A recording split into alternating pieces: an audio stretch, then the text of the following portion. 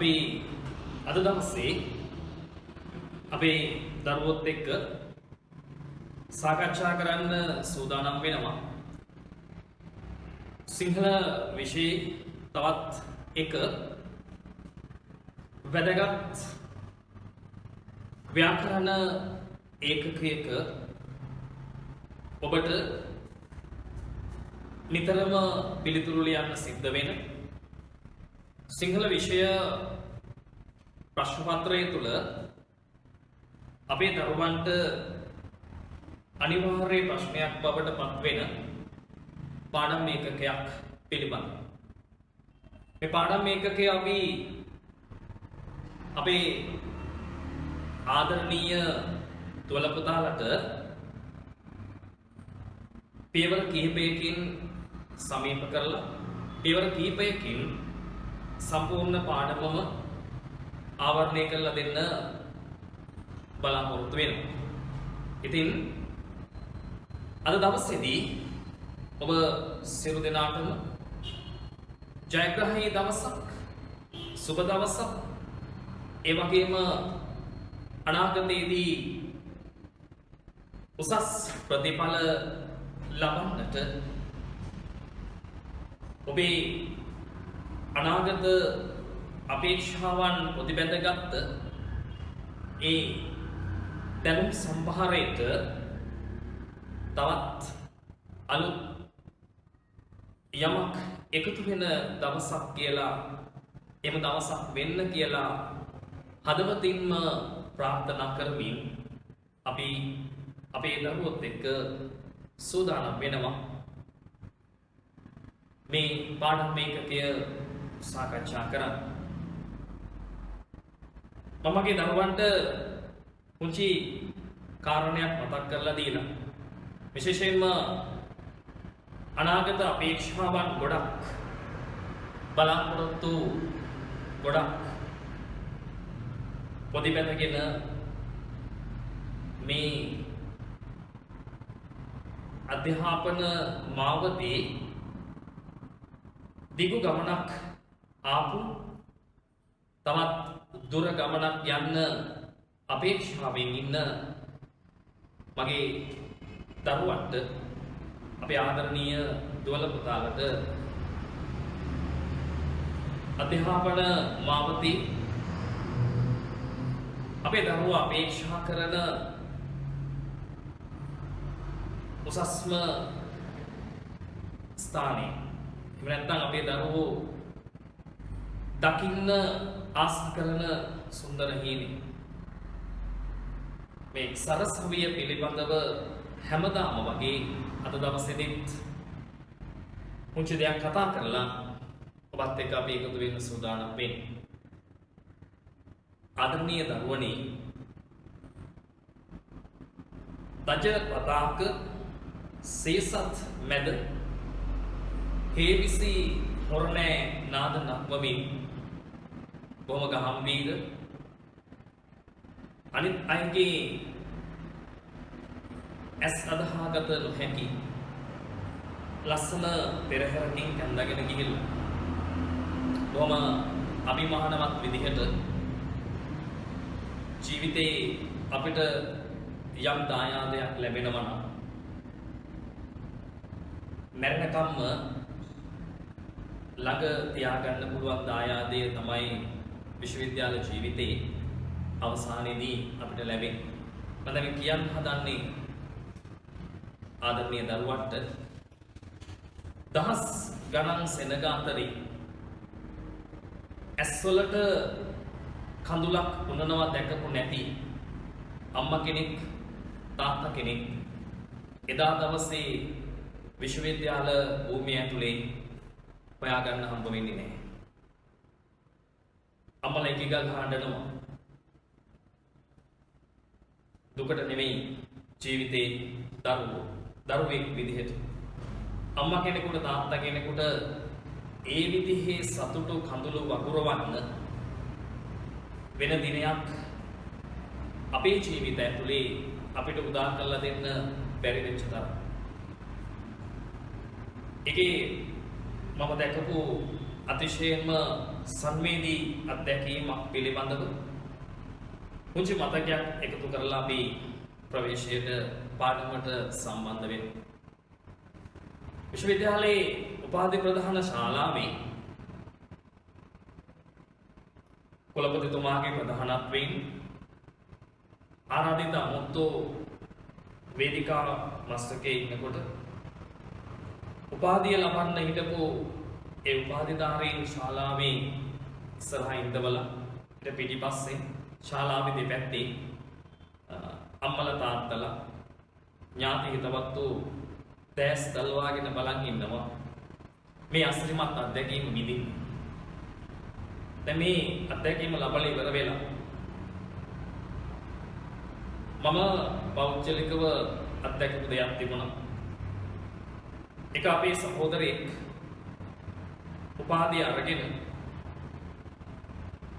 උපාධි ශාලාවෙන් එළියට එනකොට දෙනෝදහක් දෙනා හැමෝටම සුබ පැතුම් එකතු කරනකොට එක තාත්තා කෙනෙක්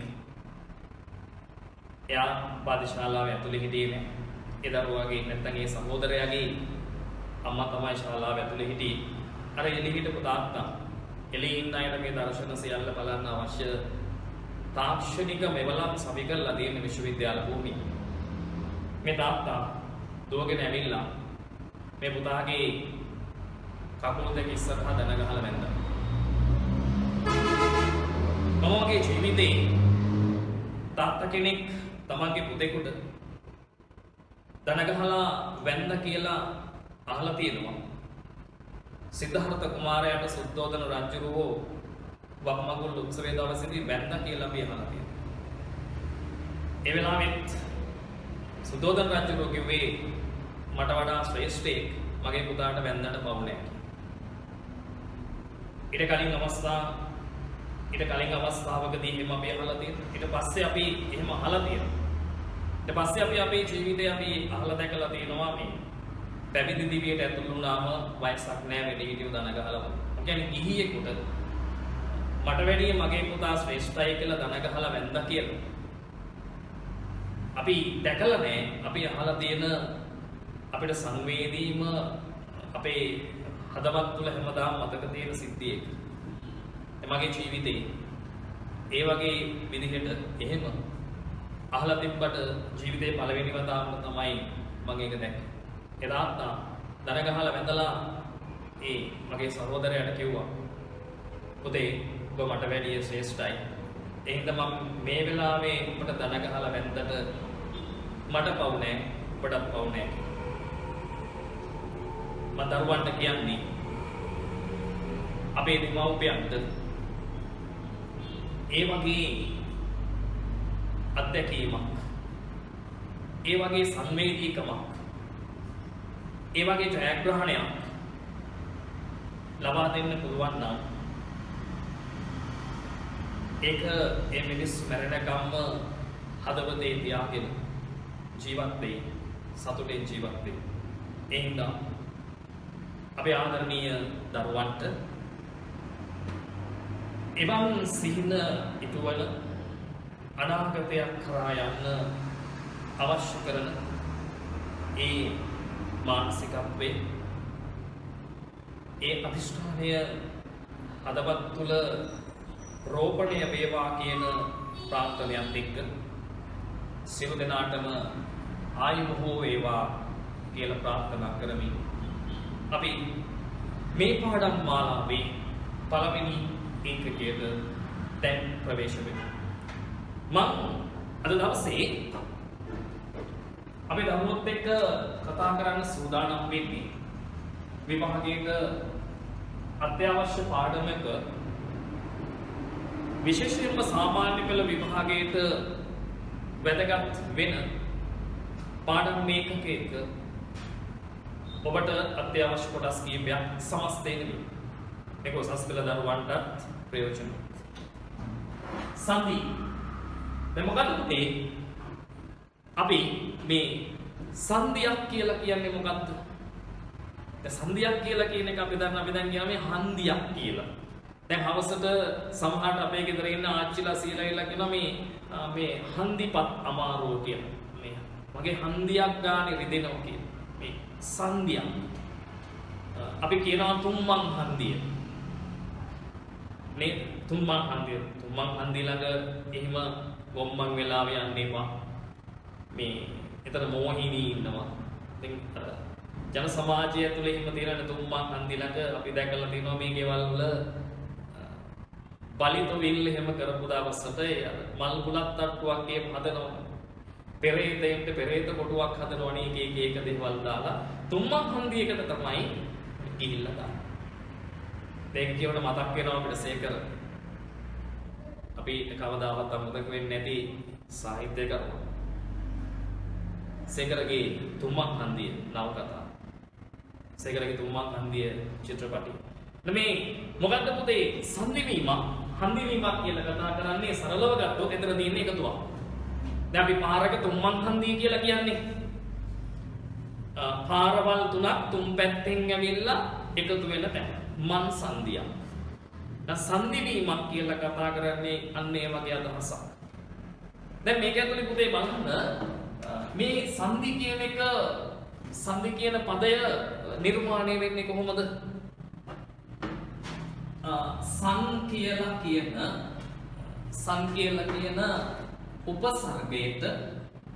සං කියලා කියන උපසර්ගයට දහ කියන ධාතුව ගැලපෙනවා. සං කියලා කියන උපසර්ගයට දහ කියන ධාතුව ගැලපෙනවා. දැන් සං කියන උපසර්ගයෙන් මොකද්ද ලබා දෙන අදහස? සං කියන එකෙන් අදහස් වෙන්නේ මනමින් කියන අදහස. මොකද පුතේ? සං කියන එකෙන් අදහස් වෙන්නේ දරුනේ මනමින් කියන අදහස. හොඳින් කියන අදහස. දැන් අපි කතා කරන්නේ සංවර්ධනය, හොඳින් සිදුවන්නා වූ වර්ධනය. මනමින් සිදුවන්නා වූ වර්ධනය. සම්මන්ත්‍රණය මනමින් හොඳින් කරන්නා වූ සාකච්ඡා. මේ සං කියන උපසර්ගය ඇතුලේ මේ කියන අදහස ඉස්මතු වෙන්නේ. දා කියන උපසර්ගයෙන් අදහස් වෙනවා ගැළපීම කියන අදහස. දා කියන උපසර්ග දා කියන ධාතුවෙන් සං කියන උපසර්ගයෙන් මනමින් කියන අදහස. දහ කියන ධාතුවෙන් ගැළපීම කියන අදහස මතුවේ. එයම මනමින් ගැළපීම කියන අදහස ඇතුව තමයි සංදි කියන එක නිර්මාණය වෙලා තියෙන්නේ. එහෙනම් අපි සංදි පාඩමේදී සංදි කියන එක කොහොමද අර්ථකථනය කරන්නේ? ඒක කොහොමද අපි කියන්නේ සංදි කියන එක කොහොමද අපි නිර්වචනය කරන්නේ? දැන් අපිට කියන්න පුළුවන් සමීපයෙහි පැවතියා වූ අක්ෂර දෙකක්. සමීපයෙහි පැවතියා වූ අක්ෂර දෙකක් අතර අන්තරයක් නොවන ලෙස එකට ගැලපීම. සමීපයෙහි පැවතියා වූ අක්ෂර දෙකක් අතර අන්තරයක් නොවන ලෙස එකට ගැලපීම.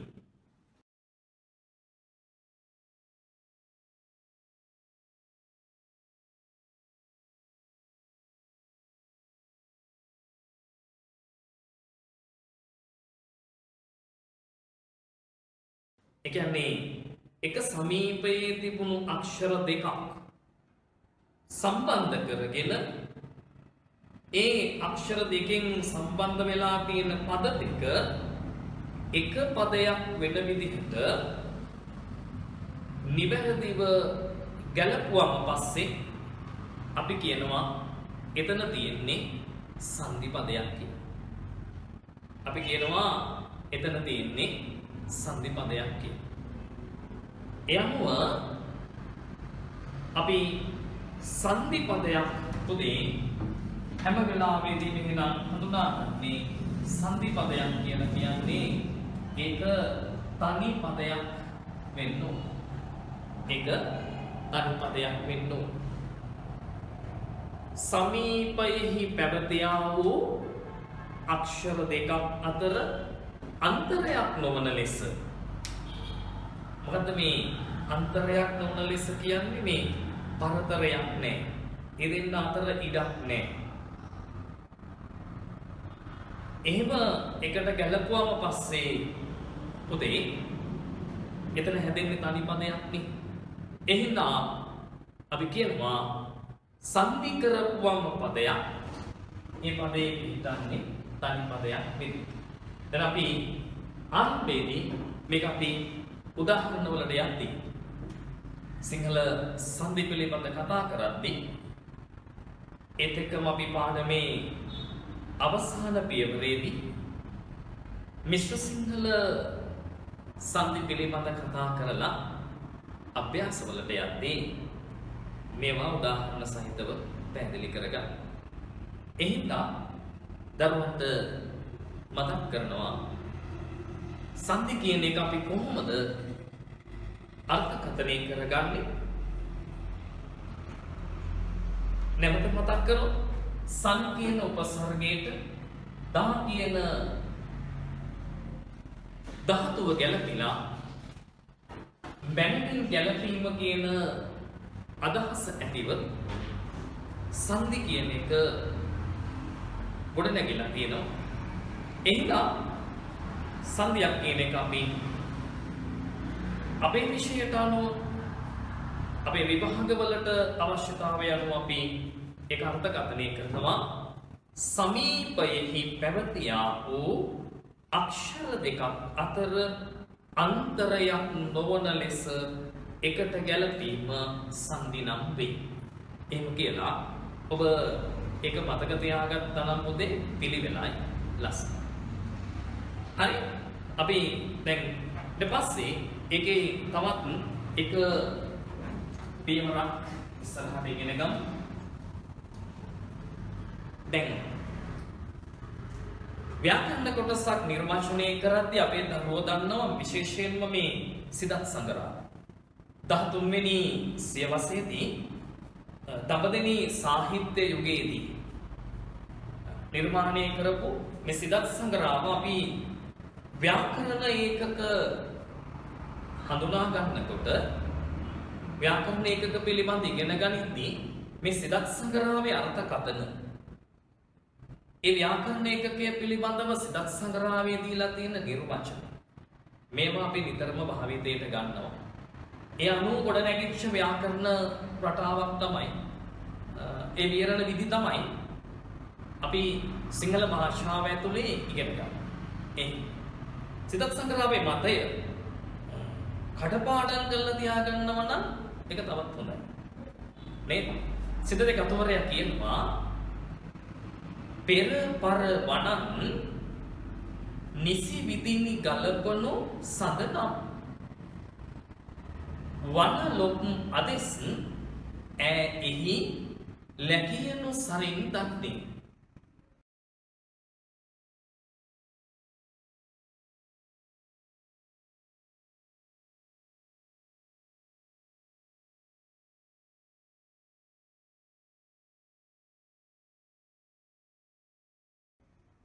ලස්සන වචන ටිකක් එකතු කරනවා. පෙර පර වනන් නිසි විදිනි ගලපනු සඳනම් වන ලොක් අදෙස් එහි ලැකියනු සරින් දන්නේ. දැන් පෙර පර වනන් දන්නවා මොකද්ද පුතේ මේ පෙර කියලා කියන්නේ? පෙර කියලා කියන්නේ අපි මුලින් කියන අදහස ගත්තොත් ඉස්සර වෙලා කලින්. ඊට පස්සේ පර කියන්නේ එහෙනම් පසුව කියන අදහස නැත්නම් පසු. වනන් කියන වචනයෙන් මොකක්ද පැහැදිලි කරන්නේ? වනන් කියන්නේ වර්ණ කියන අදහසනේ. දැන් මොනවද මේ වර්ණ කියන්නේ? වර්ණ කියන්නේ පාට නෙමෙයි. වර්ණ කියන්නේ අක්ෂර. අක්ෂර නැත්නම් අපි අකුරු කියලා ගත්තා. පෙර මුලින් සහ පසුව තිබෙන අක්ෂර. මුලින් සහ පසුව තිබෙන අක්ෂරය නැත්නම් වර්ණය නිසි විදිහේ ගලපනු. නිසි විදිහට ගැලපීම. සුදුසු පරිදි ගැලපීම. අර්ථයක් මතුවෙන විදිහට ගැලපීම සඳනම් ලස්සන භාවිතයක් සඳ කියලා කියන්නේ සිතේ කතුරයාගේ භාෂාව අනුව සඳ කියන්නේ සංදි. මුලින් සහ පසුව තිබෙන අක්ෂර නිසි විදිහට ගලපලා ලිව්වම පස්සේ ඒක සංදියක් කියලා කියනවා. ඒක වෙන්නේ කොහොමද කියලා කියනවා වන ලොප් අදෙස්. වන ඒ වර්ණ ලොප් වෙනවා. ලොප් වෙනවා කියන්නේ පුතේ ඉවත් වෙනවා. කැපිලා යනවා. අයින් වෙනවා. අදෙස් කියන්නේ ආදේශ වෙනවා.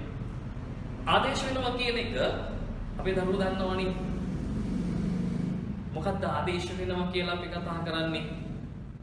ආදේශ වෙනවා කියන්නේ වෙනුවට කියනවා. අක්ෂරයක් වෙනුවට වෙන අක්ෂරයක් ගේන්න පුළුවන්. අපි ඉදිරියේ කතා කරමු. ආදී විදිහට මේ ගැළපීම් කරන්න පුළුවන් කියලායි සිතේ කතුවරයා කියන්නේ. හරි. ඊට පස්සේ මේ සිතේ අර්ථකථනය ඔබ මතක තියාගන්න දරුවෝ සියලු දෙනාම නැවතත් කිව්වොත් පෙරපර වනන් නිසි විදිනි කලපනු සදනම් වන ලොක් අදෙස් එහි ලැකියනු සරින් දන්නේ. ඊපස්සේ අපි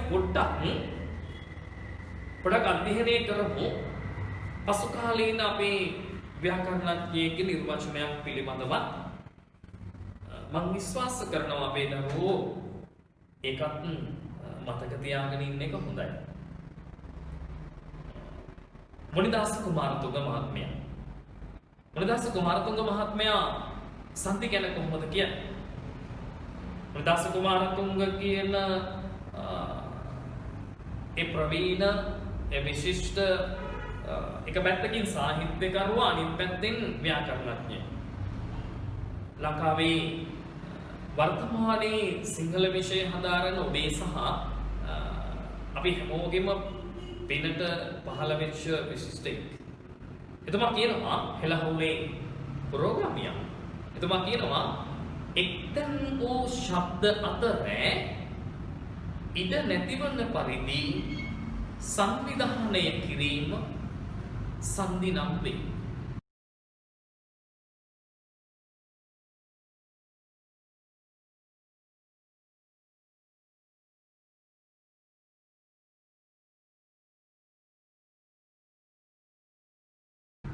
මේක මේ වගේ දෙයක් ඔබ කටපාඩම් කරලා තියාගත්තත් ඒකේ ලොකු වටිනාකමක් තියෙනවා. විභාගෙට හෝ පිටතදී ඕනෑම තැනකදී ඔබට ඒක ප්‍රයෝජනවත් වෙයි. එක්තැන් වූ ශබ්ද අතර ඉඩ නැතිවන පරිදි සංවිධානය කිරීම සංදි නම් වේ. එක්තැන් වූ ශබ්ද අතර ශබ්ද කිහිපයක් එකට සම්බන්ධ කරාට පස්සේ ඉඩ නැතිවන පරිදි ඒ කියන්නේ ඉඩක් නැහැ අන්තරයක් නැහැ කියලා කියන්නේ එතන බෙදීමක් නැහැ. ඒ කියන්නේ එතන තනි පදයක් වෙනවා. සංවිධානය කිරීම නිවැරදිව ගැලපෙන්න ඕන. සංදි කියලා එතන සඳහන් කරන්නේ කුමාරතුංග මුනිදාස නැත්නම් අපි මුනිදාස කුමාරතුංග ඔය දෙපැත්තටම ආමන්ත්‍රණය වෙන අපේ රටේ හිටපු ව්‍යාකරණඥයා. එක්තැන් වූ ශබ්ද අතර ඉඩ නැතිවන පරිදි සංවිධානය කිරීම සංදි නම් වේ.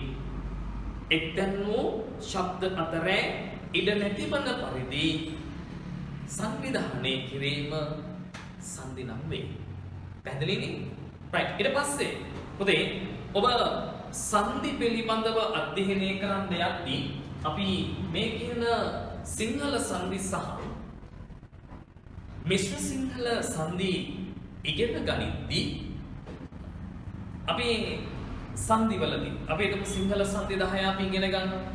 මිශ්‍ර සිංහලයේ වැදගත් සංදි ටිකක් තියෙනවා ඉගෙනගෙන යනිද්දී ඒ සංදි කියන ඒකකයට සංදි කියන ව්‍යාකරණ කොටසට ආවේනික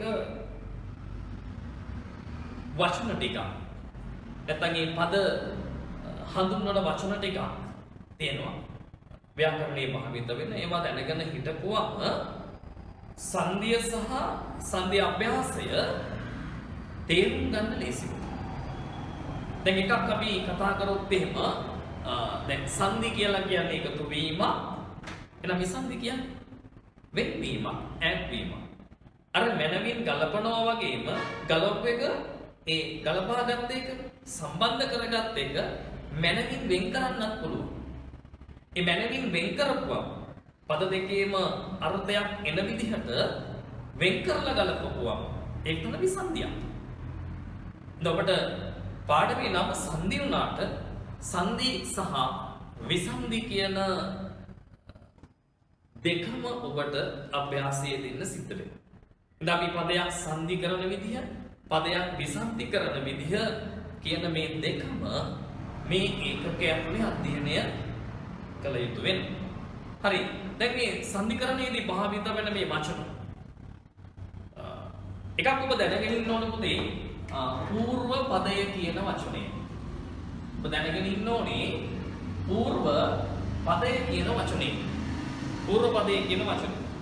දැන් විසන්ධියක් ගත්තම ඒ විසන්ධියේ పూర్ව පදය කියන්නේ මොකක්ද? పూర్ව කියන්නේ මුලින්නේ. එන పూర్ව පදය කියන්නේ මොන පදේ? මුල් පදේ. මුලින් තියෙන පදේ. ඉස්සර වෙලා තියෙන පදේ. දැන් අපි මේ වචනත් එක්ක තමයි ඉස්සරහට සංධි කතා කරන්නේ.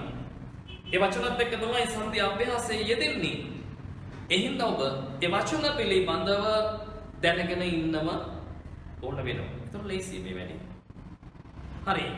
ඊළඟට අපි දැනගෙන ඉන්න ඕනේ පරපදේ. පරපදේ කියන්නේ මොකක්ද? දැන් పూర్ව පදේ කියලා කියන්නේ මුල් පදේ. පරපදේ කියලා කියන්නේ පසු පදේ.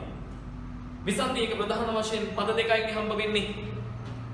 එන මුලින් තියෙන පදය పూర్ව පදය, පස්සේ තියෙන පදය පරපදය. මේ දෙකට අමතරව ඔබ දැනගෙන ඉන්න ඕනේ పూర్ව රූපය. పూర్ව රූපය කියන එක දැනගෙන ඉන්න ඕනේ. పూర్ව රූපය. ඊට පස්සේ තව වචනයක් එනවා පර රූපය. මේ දෙකක් දැනගෙන ඉන්න. මොකද මේ పూర్ව රූපය කියලා කතා කරන්නේ? දැන් පුතේ අර විසන්ධියක් වුණාම එතන පද දෙකක් තියෙනකොට ඒ මුලින් තියෙන පදේනේ අපි කියන්නේ పూర్ව පදේ කියලා.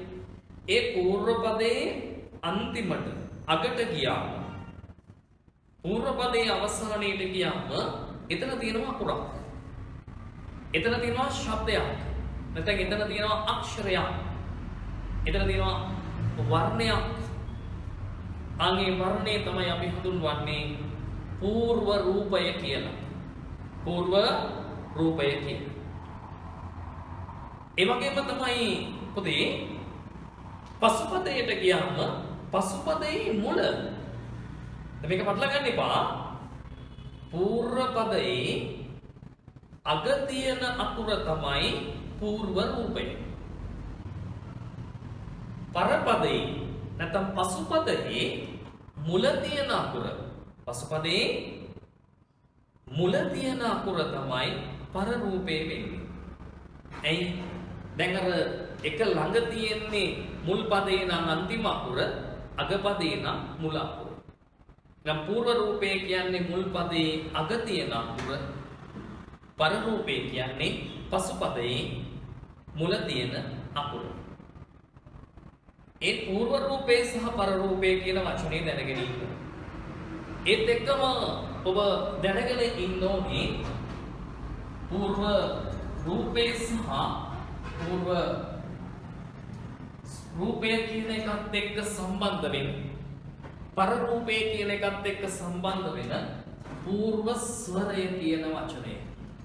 పూర్ව ස්වරය. පූර්ව ස්වරය.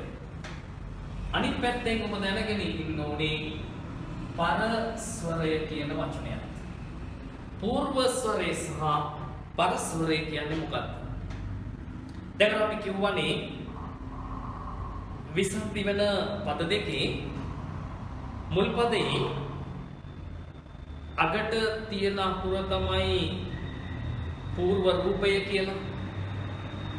මුල් පදයේ අගට තියෙන අකුර තමයි පූර්ව රූපය කියලා කිව්වනේ. ඒ මුල් පදයේ අග පුතේ ස්වරයක් තියෙනවා නම් ඊතර හල්ලපුරක් නෙවෙයි නම් තියෙන්නේ අනිවාර්යෙන් ස්වරයක් තියෙනවා. ඒ කියන්නේ කේවල ව්‍යංජනයක් නෙවෙයි නම් තියෙන්නේ. දැන් ඊතර දරුවෝ හිතන්න පුළුවන් මේ මොකද්ද මේ කේවල ව්‍යංජනය කියන්නේ?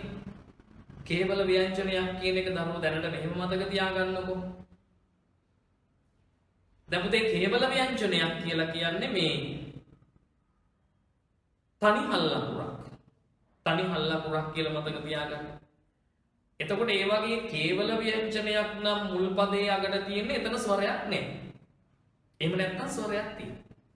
දැන් එහෙම ස්වරයක් තියෙනවා නම් ඒ ස්වරය තමයි අපි හඳුන්වන්නේ පූර්ව ස්වරය කියලා. ඒ වගේම පුතේ අර පසුපදයේ මුල ස්වරයක් තියෙනවා නම් පසුපදයේ මුල ස්වරයක් පිහිටලා තියෙනවා නම් ඒ ස්වරය තමයි අපි හඳුන්වන්නේ පර ස්වරය කියලා. ඒ ස්වරය තමයි අපි හඳුන්වන්නේ පර ස්වරය කියලා.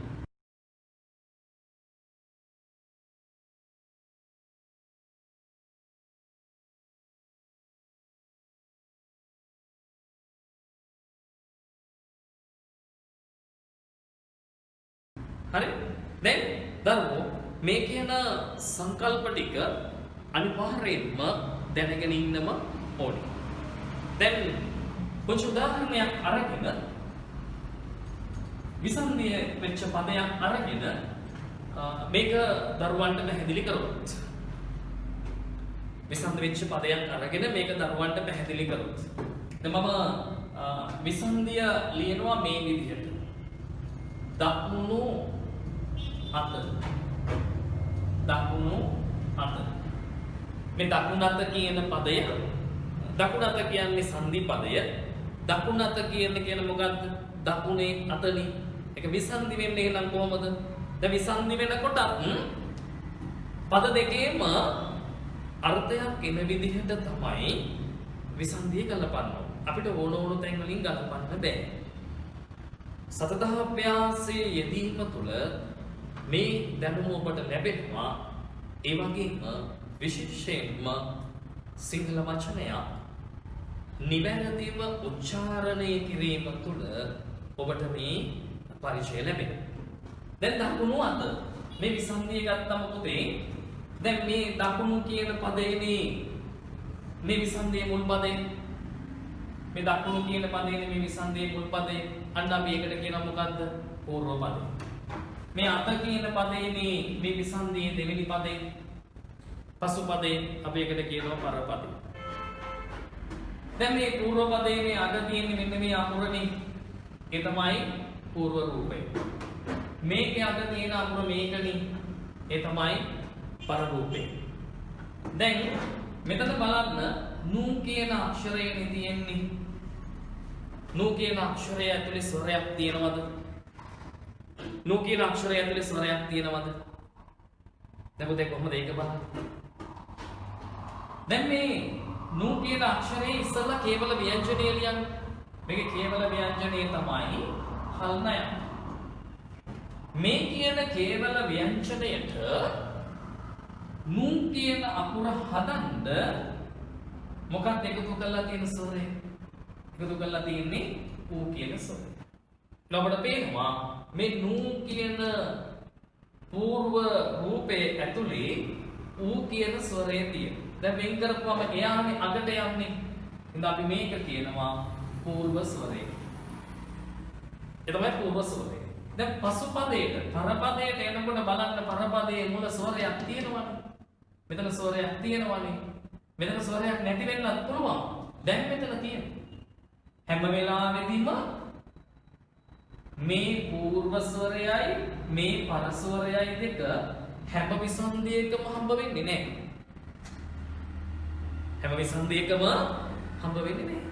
ඉස්සරහට අභ්‍යාස කරනකොට දරුවෝ මේක අවබෝධ කරගනි. හරි.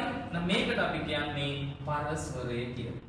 පසුපදයේ මුල තියෙන ඒ ස්වරය අපි හඳුන්වන්නේ පර ස්වරය කියලා.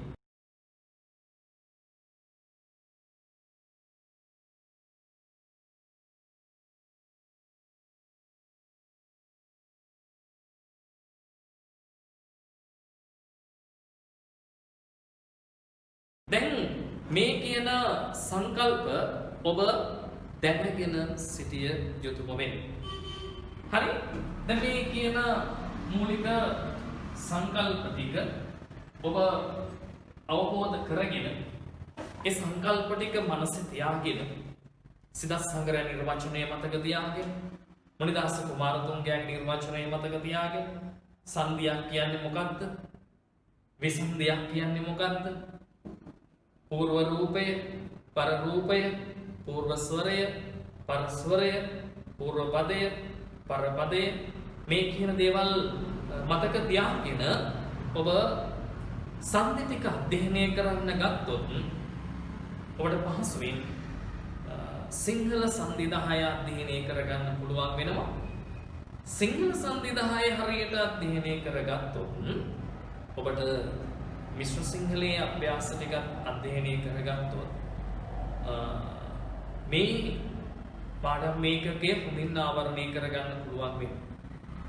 සාමාන්‍ය පෙළ හෝ උසස් පෙළ ලියන දරුවෝ වෙනුවෙන් මේ ඒකක ඇතුලේ ඒ සියලු කොටස් ආවරණය වෙද්දී අපි අපේ පන්තිවලදී අභ්‍යාස 550ක් ආවරණය කරනවා.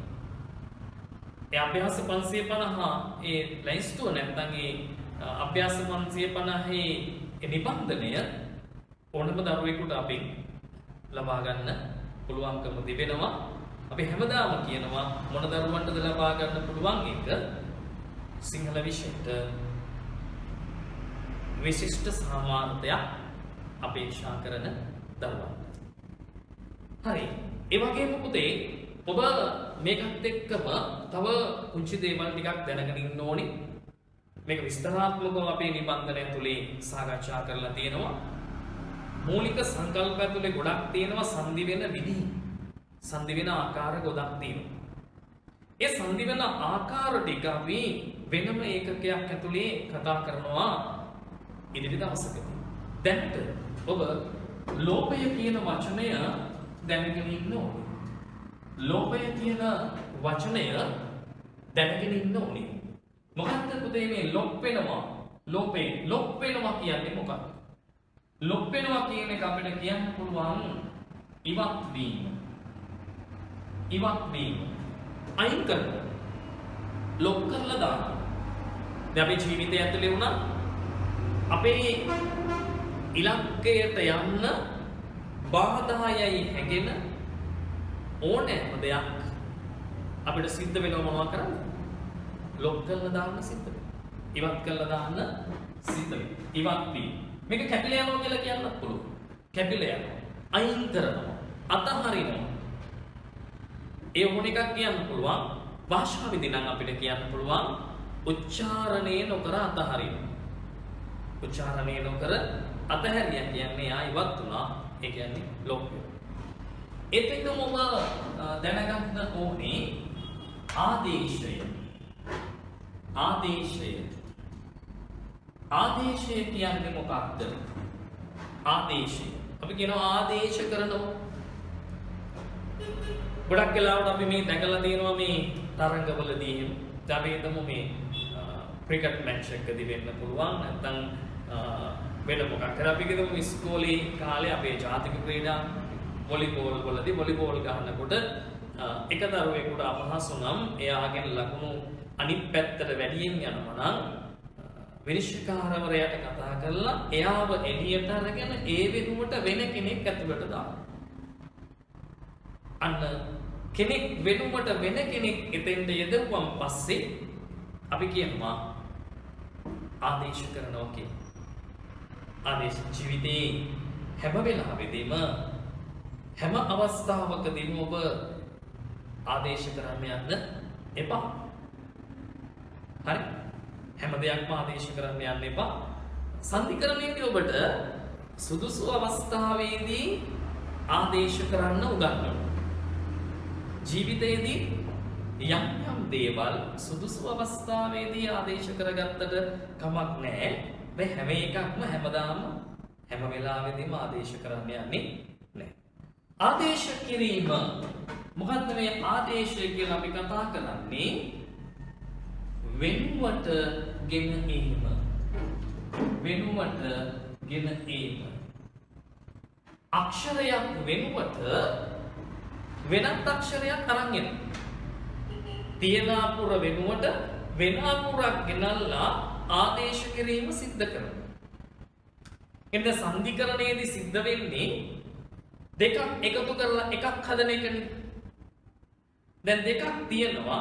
ඔය දෙක එකතු කරලා ඒ දෙකෙන් එකක් හදන්න ඕනේ. හදන්න ගියාම එතන තියෙන එකක් එක්ක අනිත් එක එකතු කරලා ඒ දෙක සෙට් කරලා එකක් හදන්න බෑ. එතන තියෙන එක්කෙනෙක් අවුල් එයත් එක්ක එකතු වෙලා එකක් හදන්න බෑ. බැරි වෙනකොට මොකද කරන්නේ? එයාව අයින් කරලා එයා වෙනුවට වෙන කෙනෙක් ගෙනල්ලා ඒ වෙන ගෙනාපු කෙනත් එක්ක එකතු වෙලා එකක් හදනවා. ආදේශ කිරීම. හරි? ඊළඟට ඔබ දැනගෙන ඉන්න ඕනේ ඒ වගේම තවත් සංකල්පයක්. දැන් මම මෙතන කියන්නේ මේ මූලික සංකල්ප කිහිපය විතරයි. සංදි වෙන විධික්‍රම ගණනාවක් තියෙනවා. ඒ සංදි විධික්‍රම පිළිබඳව අපි වෙනම පාඩම් ඒකකයක් ඇතුලේ සාකච්ඡා කරමු. ඊළඟට තව සංකල්පයක් අපිට තියෙනවා ආගම කියන. ආගම. දැන් පුතේ මොකක්ද මේ අපි ආගම වෙනවා කියලා කතා කරන්නේ? මේක අපි අපේ ව්‍යවහාරයට හුරු විදිහට දාගත්තොත් අපි කියනවා ආගමනය. හරි. දැන් මොකක්ද ආගමනය වෙනවා කියන්නේ? ආගමනය වෙනවා කියන්නේ ආගම වෙනවා කියන්නේ දැන් ලංකාවේ අපි අහලා තියෙන්නේ ආගමන විගමන දෙපාර්තමේන්තුව. එහෙම එකක් අහලා තියෙනවා. ආගමනය වෙනවා පිටරටක කෙනෙක් එයා අපේ කෙනෙක් නෙමෙයි පිටරටක කෙනෙක් අපිට. අපේ කෙනෙක් රට යනවා. ඒතර විගමනය. ආගමනය වෙනවා කියලා කතා කරන්නේ මොකද්ද? අර පදයක් සංදි කරන්න ගත්තම පස්සේ ඒ තියෙන පද දෙක විසන්ධි පදයක් විසන්ධි පද දෙකක් එහෙම නැත්නම් විසන්ධියක් කියන එක අපිට කියනවා සංදි කරන්න. එක පදයක් බවට පත් කරන්න කියලා කියනවා. එතකොට ඒ විසන්ධි වෙලා තියෙන පද දෙක එකතු කරලා තනි පදයක් නැත්නම් සංදි පදයක් ගැළපෙන විදිහට ගොඩනගන්න බැරි නම් අර්ථවත් පදයක් ගොඩනගින්නේ නැත්නම් ඒ ගොඩනගන්න ඒ තියෙන දෙන්නට බැරි නම් අපිට පුළුවන් ඒ දෙන්න අතරට අලුතෙන් තව එක්කෙනෙක් අරන් ඉන්න. තියෙන දෙන්නට එකතු වෙලා එකක් හදන්න බැරි නම් ඒ දෙන්න අතරට අලුතෙන්ම කෙනෙක් ගෙනල්ලා දාලා දෙපැත්තේ දෙන්නයි අලුතෙන් ගෙනාපු එක්කෙනයි තුන් දෙනාම එකතු වෙලා එකක් හදනවා. එහෙනම් ආගමනය වෙනවා කියන්නේ මොකද්ද? අලුතින්ම නැත්නම් පිටතින් කියලා කියන්නත් පුළුවන්. පිටතින් කියලා කියන්නත් පුළුවන්. පිටතින් ගෙන ඒම. පිටතින් ගෙන ඒම. ඒක අපිට සංධිකරණයේදී පුළුවන් පිටතින් අලුතින් නපුරක් අරගෙන ඉන්න. ඒක නත් දැනගෙන සිටිය යුතුයි. එහෙනම් දැන් අපි එකක් කිව්වා තියෙන ඒවා වැඩි නම් තියෙන අක්ෂර වැඩි නම් ඒ වැඩි ඒවා ඉවත් කරලා පද දෙක එකතු කරලා එකක් හදනවා. තියෙන අක්ෂරයක් ගැලපෙන්නේ නැත්නම් තියෙන අක්ෂර දෙකක් ගැලපෙන්නේ නැත්නම් ඒවා අයින් කරලා ඒ වෙනුවට වෙනත් අක්ෂරයක් ගෙනල්ලා සංදි පදයක් හදන්න. තියෙන අක්ෂර එකතු කරලා හදන්න බැරි නම් ඒ තියෙන සංදි පද දෙක අතරට අලුතෙන් පදයක් ගෙනල්ලා සංදි පදයක් හදන්න. ඒ ආගමනේ. දැන් එතකොට මොකද වෙන්නේ? තියෙන ඒවා වැඩි නම් වැඩි ඒවා අයින් කරලා එකක් හදනවා. තියෙන එක ගැලපෙන්නේ නැත්නම් ගැලපෙන්නේ නැති එක වෙනුවට වෙන එකක් ගෙනල්ලා එකක් හදනවා. තියෙන ඒවා මදි නම් ඒවා එහෙමම තියාගෙන අලුතෙන් එකක් තවත් ගෙනල්ලා ඒ ඔක්කොම එකතු කරලා එකක් හදනවා. දැන් එහෙමත් නැත්නම් අපිට මොකද කරන්නේ? සරලම එක මොකක්ද? තියෙන ඒවා ඉවත් කරන්න කැමතිත් නැහැ. තියෙන ඒවා වෙනුවට වෙන ඒවා ගේන්න කැමතිත් නැහැ. අලුතෙන් ගේන්න කැමතිත් නැහැ. දැන් මේ තුනටම කැමති නැත්නම් මොකද්ද කරන්න වෙන්නේ? තුනටම කැමති නැත්නම් මොකද්ද කරන්න වෙන්නේ? තියෙන දෙක එකතු කරලා එකක් හදන එක. තියෙන දෙක එකතු කරලා එකක් හදන එක. තියෙන විසන්ධි පද දෙක ගලපලා එක සංධි පදයක් හදනවා. එක සංධි පදයක් හදනවා. අපි එක සංධිකරණයේදී හඳුන්වනවා සංධි විධික්‍රමයක් විදිහට අක්ෂර කියන විධික්‍රමය. අක්ෂර කියන විධික්‍රමය.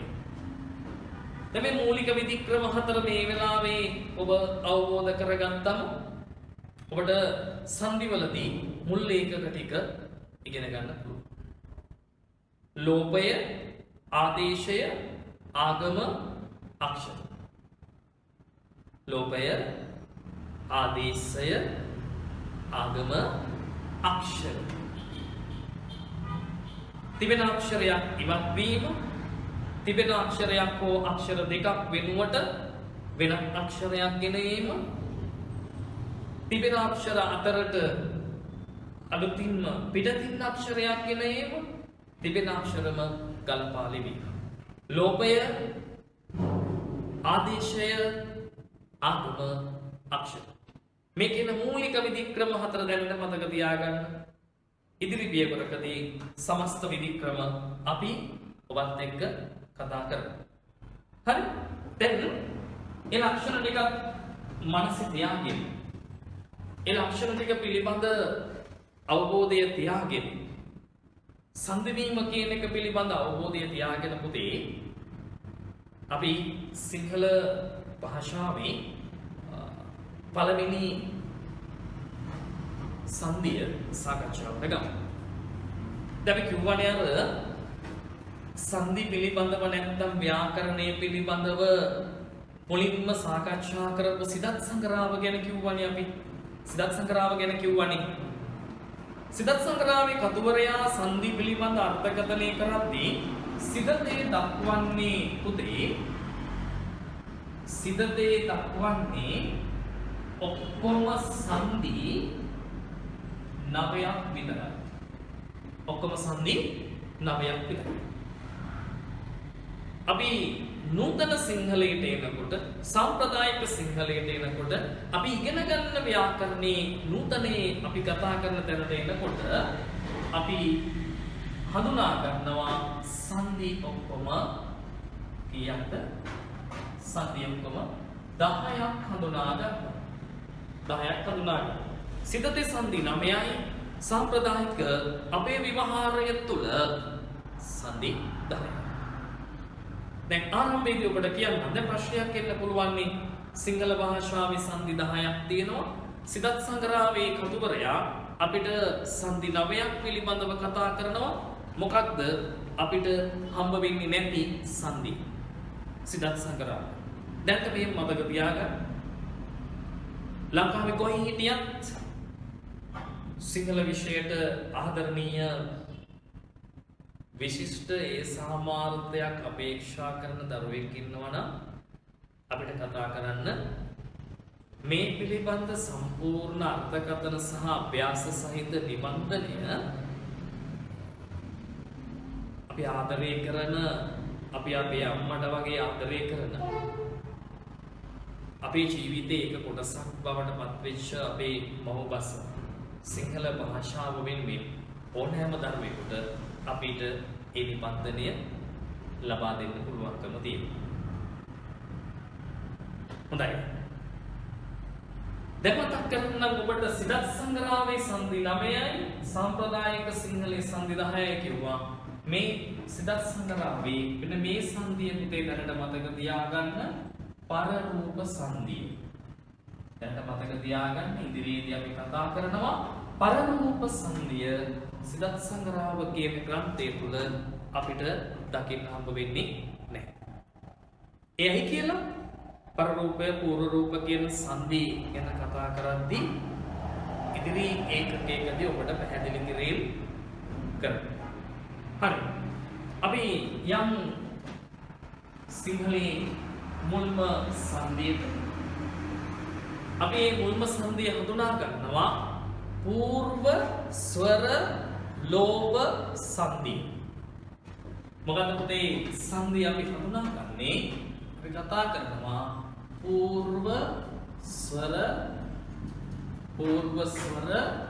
ලෝභ සංදි. పూర్ව ස්වර ලෝභ සංදි. పూర్ව ස්වර ලෝභ සංදි. සිදති කතුවරයා මේ සංදිය හඳුන්වන්නේ කොහොමද? සිදති නම පුතේ දැනගෙන ඉන්න එක ඉතා වැදගත්. ඔබ සියලු දෙනාම සංදි පිළිබඳ අධ්‍යයනය කරද්දී සමහර වෙලාවට සිදතේ ඒ සංදි හඳුන්වන නාමය ඔබේ විභාග ප්‍රශ්න පත්‍රය ඇතුලේ ප්‍රශ්න කිරීම වලට ලක් කරපු අවස්ථා අපිට හම්බ වෙන නිසා. සිත දෙකතුවරයා මේක කියන්නේ කොහොමද? සිත දෙකතුවරයා කියනවා පෙර සර ලොබ් සඳ. පෙර සර ලොබ් සඳ. పూర్ව ස්වර ලෝභ සංදි. පෙර සර ලොබ් සඳ. දැන් මෙතන අදහස තියෙනවානේ පුතේ මේ නම ඇතුළේම పూర్ව ස්වර ලෝභ සංදිය. දැන් ඔබ දන්නවා పూర్ව ස්වරය කියන්නේ මොකක්ද කියලා. එහෙනම් මොකද වෙන්නේ? పూర్ව ස්වරය කියන අක්ෂරය. పూర్ව ස්වරය කියලා කියන්නේ මොකක්ද? මුල් පදයේ අග තිබෙන අකුර. పూర్ව ස්වරය කියලා අපි කතා කරන්නේ මුල් පදයේ අග තිබෙන අකුර. මුල් පදයේ නැත්නම් పూర్ව පදයේ අගට අවසානයේට තියෙන ස්වරය. ඒ ස්වරය ලොක් කරුවම පස්සේ ඒ කියන්නේ ඉවත් කරුවම පස්සේ අර්ථවත් සංදි පදයක් හැදෙනවා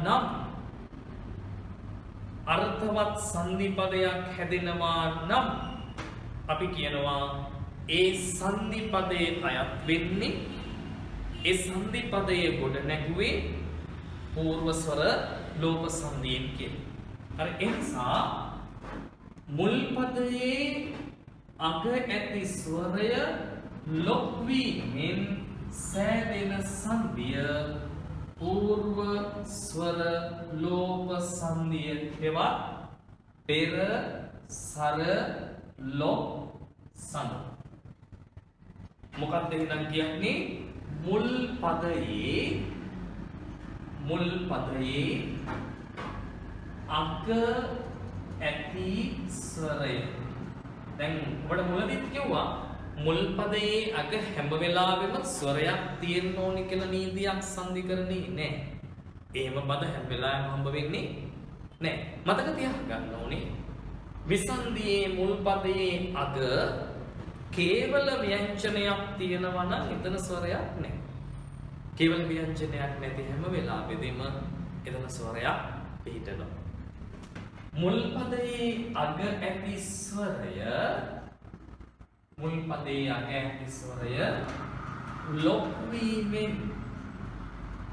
ලොක් වීමෙන් සෑදෙන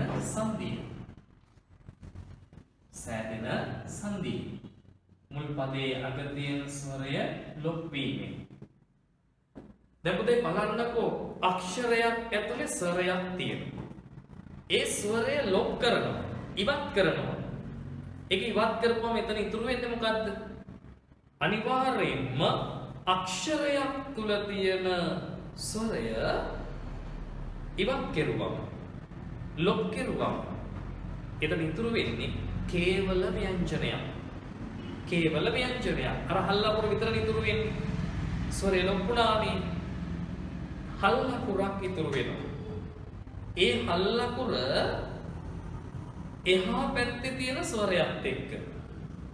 ඒ කියන්නේ පසුපදයේ මුල තියෙන ස්වරයත් එක්ක. තව විදිහකට කිව්වොත් පර ස්වරයත් එක්ක ගලපනවා. දැන් තනි වචනයක් ලියනකොට දැන් මෙතන හල්ලකුරක් ඇවිල්ලා තියෙනවා.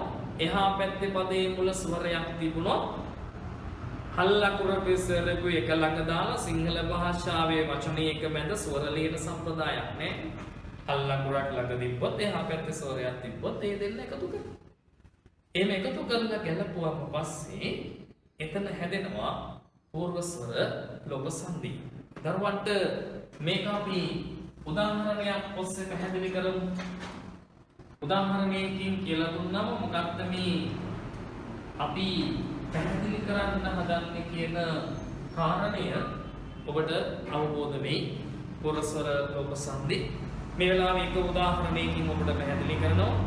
එවැනි උදාහරණ 50ක් 60ක් අධ්‍යයනය කරන්න ඕනේ ඔබට මේ සංදියේ විභාග ප්‍රශ්න පත්‍රයේ උත්තරේ ලියා ගන්න. නිසා මේ සංදියට අදාළ සිදත් සංග්‍රහයේ අභ්‍යාස සහ ඒ කියන්නේ සිද දෙපුතේ හැම සංදියක්ම පැහැදිලි කරන්න සංදිපද කිහිපයක් උදාහරණ සහිතව දාලා පැහැදිලි කරන්න. එන අපේ නිබන්ධන ඇතුලේ හැම සංදියක් සම්බන්ධයෙන්ම සිදත් සංග්‍රහයේ උදාහරණ කරපු පද සියල්ල සාකච්ඡා කරමු. ඊට අමතරව නිතර දෙවේලේ විභාග ප්‍රශ්න පත්‍රය ඇතුලේ එන සියලු සංදි අභ්‍යාස සාකච්ඡා කරනවා. දැන් අපි නිබන්ධනයක් ගත්තොත් එහෙම මේ නිබන්ධනයක් ඇතුලේ ඔබට දල වශයෙන් කිව්වොත් එහෙම එක සංදියක් සම්බන්ධයෙන් උදාහරණ විශාල සංඛ්‍යාවක් සාකච්ඡා වෙනවා. එහෙනම් ඒ ඕනෑම උදාහරණයක් අධ්‍යයනය කරන්න පුළුවන් නම් මේ සංදිය නිසා දරුවෝ අපේ නිබන්ධනය ලබාගෙන ඒ නිබන්ධනයේ තියෙන අභ්‍යාස සියල්ලට උත්තර ලියන්න. ඒ උත්තර ලියන්න බැරි වෙනකොට ඒ අපහසු තැන් අපට දැනුම් දීම සඳහා අපි ඔබට පහසුකම් හදලා තියෙනවා. ඒ ඔස්සේ අපිට යොමු කරන්න අපි ඔබට ඒවා පැහැදිලි කරන්න සූදානම්. අද දවසේ මූලික සංදි කිහිපයක් මේ විදිහට පැහැදිලි කරලා ඉවර වෙලා ඒ පැහැදිලි කරපු සංදි වලට අදාළ අභ්‍යාස 40ක් 50ක් සමහරට 60ක් විතර අපි දෙවෙනි පියවරේදී ඔබට පැහැදිලි කරලා දෙනවා ඔබේ උසස් ප්‍රතිඵලය වෙනුවෙන්. අපි උදාහරණයක් ගමු දෙන්න. මම ලියනවා මෙහෙම සංදි පදයක්. මම ලියනවා තරිඳු කියන සංදි පදය. තරිඳු කියන සංදි පදය. තරිඳු කියන්නේ කාටද? තරිඳු කියලා පිරිමි ළමයි ඉතින්නවා. දැන් තරිඳු කියලා ළමයි අපිට හම්බ වෙනවා. තරිඳු දැනගෙන ඉන්න ඕනේ තරිඳුගේ නමේ තේරුම. තරිඳු කියන්නේ කාටද? චන්ද්‍රයාට, සඳුට. හරි. තරු වලට ඉන්ද්‍ර වගේ. තරු වලට ප්‍රධානියක්. එහෙනම් කොහොමද මේක විසන්ධි වෙන්නේ? අන්න තරිඳු කියන්නේ තරු වලට ඉන්ද්‍ර වගේනේ. එහෙනම් විසන්ධි වෙනකොට අදහස් වෙනවා කොහොමද? තරු ඉඳු. විසන්ධි වෙනවා තරු ඉඳු කියන. තරු ඉඳු. දැන් මෙන්න බලන්න මේක තමයි పూర్ව රූපය. මේක තමයි පර රූපය. ඔබට පැහැදිලි పూర్ව රූපේ සහ පර රූපේ මේ දෙන්න අතර හොඳින් මතක තියාගන්න. සංධිකරණයේදී විසන්ධි පදයක් සංධි කරනකොට විසන්ධි පදයක් සංධි කරනකොට ඒ සංධි කිරීමේදී අක්ෂරවල වෙනස්කම් සිද්ධ කරන්න පුළුවන්. ඒ අර කියපු ලෝපය, ආදේශය, ආගම, අක්ෂර කියන ඊටත් එහා තියෙන විවිධ විධික්‍රම පාවිච්චි කරන්න පුළුවන්. ඒ මොන විදි ක්‍රමය පාවිච්චි කරත් මොන වෙනස කරත් ඒ වෙනස කරන්න ඕනේ මෙන්න මේ දෙන්න. ඒ කියන්නේ මේ තියෙන පූර්ව රූපේට හෝ මේ තියෙන පර රූපේට හැර ඒ දෙන්නට එපිටින් ඉන්න අක්ෂරත් එක්ක ඔය කියන ගණිතනු කරන්න බෑ. ඒක පැහැදිලි. හරි. දැන් මෙතන බලන්න පුතේ මේ තියෙන්නේ පූර්ව රූපය, මේ තියෙන්නේ පර රූපය. අපි දැන් මේ පූර්ව රූපය ඇතුලේ ස්වරයක් තියෙනවද නැද්ද කියලා බලන්න. මේ පූර්ව රූපය ඇතුලේ ස්වරයක් තියෙනවද නැද්ද කියලා බලන්න. අනිවාර්යෙන් ඔබට පැහැදිලි වෙන්න ඕනේ මේ පූර්ව රූපය ඇතුලේ ස්වරයක් තියෙනවා. නේද? එයි මෙතන තනි හල්ලකුරක් නැත්තම් කේවල ව්‍යංජනයක් නෙවෙයි තියෙන්නේ. හරි. ඔය කියන විසන්ධියේ ඒ මුලින් තියෙන පදයේ පස්ව තියෙන අක්ෂරය ඇතුලේ තියෙන ස්වරය ගලවලා එළියට ගන්න. මෙයාගේ අස්සේ තියෙන ස්වරය ගලවලා එළියට ගන්න. කොහොමද වෙන්නේ? හරි. ඒක හරි පහසුයි. මේකේ ස්වර ව්‍යංජන වෙන් කරන්න කියලා කිව්වම පස්සේ පුතේ මේ තියෙන අකුර හල් කරලා ඉස්සරලා ලියන්නකො. දැන් මොකක්ද හල් රාය? මේ හල් රායකට කවුරු එකතු වුණාමද රූ කියන අකුර හැදෙන්නේ? හල් රායන්වත් එක්ක කවුරු ශබ්ද වුණාමද රූ හැදෙන්නේ? කවුද? ඌ කියන ස්වර. අන්න එළියට ගත්තා. මොකද්ද මේකේ පූර්ව ස්වරය? ඌ කියන ස්වරය. ස්වරය හඳුනාගන්න. මේ පැත්තේ පරපදය ඒ විදිහටම තියෙනවා. පරපදය ඒ විදිහටම තියෙනවා. දැන් බලන්න. අපි දැන් හොයාගත්තා පූර්ව ස්වරය තමයි මෙතන ඌ. ඒ ඌනේ තියෙන්නේ. දැන් මේක දරුවෝ පටලවා ගන්න එපා. මේකත් මතක් කරගන්න. සමහර දරුවෝ මේ පිල්ලම ලියනවා ඇදේ කියලා. සමහර දරුවෝ මේ පිල්ලම ලියනවා ඇදේ කියලා. මේක ඇදේ නෙමෙයි පුතේ. බලන්න. රූ කියනකොට ඌ ස්වරය. ඌ ස්වරය නම් මේක මොකද්ද? පාපිල්ල. මේ තියෙන්නේ පාපිල්ල. ඒකත් ඔබට මේ වෙලාවේ මතක් කරනවා. මේ පැත්තේ ඉඳු කියන පදේ තියෙනවා. දැන් බලන්න අපි මේ තියෙන පද දෙකත් එක්ක තියෙන මේකේ දැන් අපි පූර්ව ස්වරය හොයාගත්තා. සංධිය නම මොකද්ද?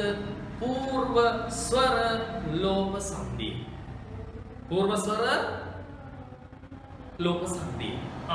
දැන් පූර්ව ස්වරය ලොප් කරනවා. ඒ කියන්නේ පූර්ව ස්වරය ඉවත් කරනවා. දැන් පූර්ව ස්වරය අයින් කරා. දැන් ඉතුරු වෙන අක්ෂර මොනවද? හල් රායන්න තියෙනවා. මෙයා ඉවත් කරා. මේ පැත්තේ ඉඳු කියන එක තියෙනවා. දැන් බලන්න පුතේ. පූර්ව ස්වරය අයින් කරාට පස්සේ මේ තියෙන පූර්ව ස්වරය ඉවත් කරාට පස්සේ ඉතුරු වෙන්නේ මෙතන තනි හල් අකුරක් විතරයි. තනි හල් අකුරක් විතරයි. ඒ කියන්නේ ඉතුරු වෙන්නේ මොකද්ද? කේවල ව්‍යංජනයක් ඉතුරු වෙනවා. මේ හල් අකුර මේ කියන ඊ ස්වරයත් එක්ක ගලපන්න. මේ හල් අකුර මේ කියන ඊ ස්වරයත් එක්ක ගලපන්න. දැන් මොකද වෙන්නේ? හල් ප්‍රයන්නයි යන්නයි එකට උච්චාරණය කරනවා. රී ඊ පද හැදෙන්නේ රී කියන අකුර හැදෙනවා. දැන් අපි ලියනවා මොකද්ද සංධි පදේ එහෙනම්. එතකොට හැදෙනවා මොකද්ද? තරිඳු. තරිඳු. හැදෙනවා සංධි පදේ මොකද්ද? තරිඳු.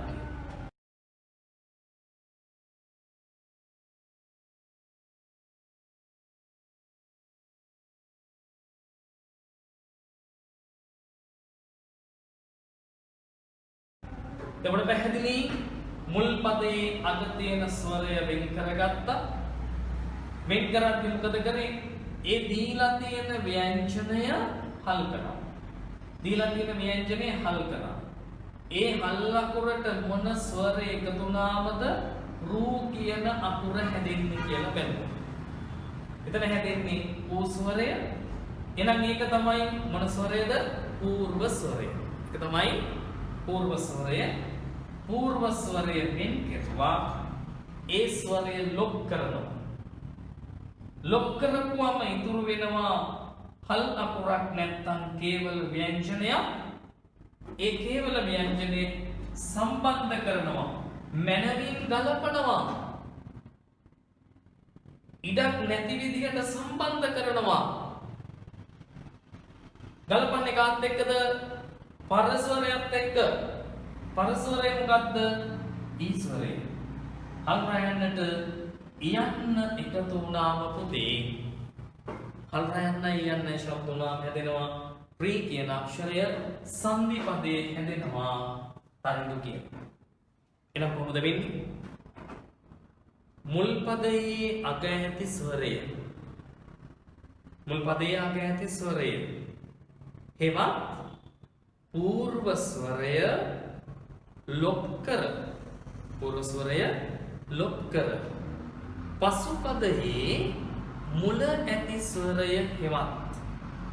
පසු පදයේ මුල ඇති ස්වරය හෙවත් පරස්වරය හා ගැලපීමෙන්. කවුද ගලපන්නේ? මුල් පදයේ අග ඇති ස්වරය ලොප් කර ඉතිරි වන කේවල ව්‍යංජනය. ඉතිරි වන කේවල ව්‍යංජනය පරස්වරයත් එක්ක ගැලපා ලිවීමෙන් හැදෙන සංදියට අපි කියනවා පූර්වස්වර ලෝප සංදිය කියලා. නැත්නම් අපි කියනවා පූර්වස්වර ලෝප සංදිය කියලා. දරුවන්ට පැහැදිලි වෙන්න ඇති කියලා අපි විශ්වාස කරමු. නේද? තව එක උදාහරණයකින් ඕනනම් අපි බලමු. මේක ගොඩනගා ගන්න. මම ලියන්නම් ඔබට පුතේ සංදි පදය දකුණත කියලා. සංදි පදය ලියනවා දකුණත කියලා. දකුණත කියන පදේ තේරුම දන්න. දකුණත කියන්නේ මොන අතටද? වම් අතට. දකුණු කකුලට. වම් කකුලට. නෑ. දකුණත කියන්නේ දකුණු අතට. දකුණු අතට. නේ? එහෙනම් එතනම ඇවිල්ලා දකුණත කියන්නේ මොන අතටද? දකුණු අත. දකුණු අත. හරි. දැන් කලින් ලියපු උදාහරණය ඔළුවේ තියාගෙන අපි ලියමු මේකේ පූර්ව ස්වරය වෙන් කරමු. පූර්ව ස්වරය වෙන් කරමු. මේ අක්ෂර එහෙම්මම ලියනවා. පූර්ව ස්වරය වෙන් කරනවා. මේ තියෙන ව්‍යංජනේ හල් කරනවා. අකුර නූ හැදින්නේ මෙයාට කවුරු එකතු වුණාමද? ඌ ස්වරය එකතු වුණාම මේ පැත්තේ තියෙනවා අත කියන පද. දැන් අපිට පූර්ව ස්වරය පැහැදිලිව මෙතන පේනවා. පූර්ව ස්වරය පැහැදිලිව මෙතන පේනවා. දැන් අපි මේ පැත්තේ පරපදයට මුකුත් කරේ නැහැ. දැන් බලන්න. මේ පරපදේ එහෙමම යනවා. මුකුත් කරේ නැහැ. මේ මෙතන හොඳට බලන්න. මේ සංදියට නම් මේ පදය අයිති වෙන්නේ මේ පරරූපය මොකක්ද වෙන්න ඕනේ? අනිවාර්යෙන්ම පරරූපය ස්වරයක් ලෙස පිහිටලා තියෙන්න ඕනේ. පරරූපය ස්වරයක් වෙන්නම ඕනේ. හරි. දැන් බලන්න අපි කවුද ලොක් කරන්නේ? පූර්ව ස්වරය ලොක් කරනවා. පූර්ව ස්වරය ලොක් කරා. දැන් පුතේ බලන්න පූර්ව ස්වරය ලොක් කරාට පස්සේ මෙතන ඉතුරු වෙන්නේ කේවල ව්‍යංජන. හල්ලකුරු ඉතුරු වෙනවා. මේ පැත්තේ පරපදේ මොකදී? දැන් මේ කේවල ව්‍යංජනයයි මේ ස්වරයයි දෙක ගලපන්න. හල් නයන්නට එකතු වෙනකොට අකුර හැදෙනවා න. දැන් දරුවන්ට ලියා ගන්න පුළුවන් සංදි පදේ මොකක් කියලා? දකුණත. සංදි පදේ හැදෙනවා දකුණත කියලා. පැහැදිලි? විසන්දියේ පූර්ව රූපයේ තිබෙන පූර්ව ස්වරය වෙන් කරගත්තා. ඒ පූර්ව ස්වරය ලොක් කරාට පස්සේ ඉතිරි වෙන කේවල ව්‍යංජනය පරස්වරයත් එක්ක ගැලපුවා. ඊට පස්සේ අතරමැද ඉඩක් නැති වෙන විදිහට අතරමැද හිඩසක් නැති වෙන විදිහට පද දෙක සම්බන්ධ කරලා ලිව්වා. සංදි පදේ හැදෙනවා දකුණත කියලා. ඔබට පැහැදිලි පූර්ව ස්වර ලෝප සංදිය කොහොමද සිංහල භාෂාව ඇතුලේ වර නැගෙන්නේ කියන කාරණා. මේ අභ්‍යාස දෙකත් එක්ක මේ සංධිය සම්බන්ධයෙන් තිබෙන අභ්‍යාස 40ක් විතර අපේ නිබන්ධනය ඇතුලේ තියෙනවා. ඒ අභ්‍යාස සියල්ල මම දරුවන්ට යෝජනා කරනවා විසන්ධියක් දුන්නම පස්සේ පුතේ කෙලින්ම සංධි පදේ ලියලම සංධි පදයක් දුන්නම කෙලින්ම විසන්ධි කරලා පෙන්නලම සංධි ඉගෙන ගන්න එපා. ඒ ඔබට විසන්ධිය සංධි කරන්න දුන්නම පස්සේ අපි නිබන්ධනයේ ළඟ තියෙන දරුවෝ ඒ පද ටික අරගෙන මේ විදිහට පියවරෙන් පියවර ලියලා සංධිය අවබෝධ කරගන්න. නැති දරුවෝ මම ඉස්සෙල්ලා කිව්වා වගේ අපිට කතා කරන්න අපි ඔබට අභ්‍යාස මාලාව දෙන්න.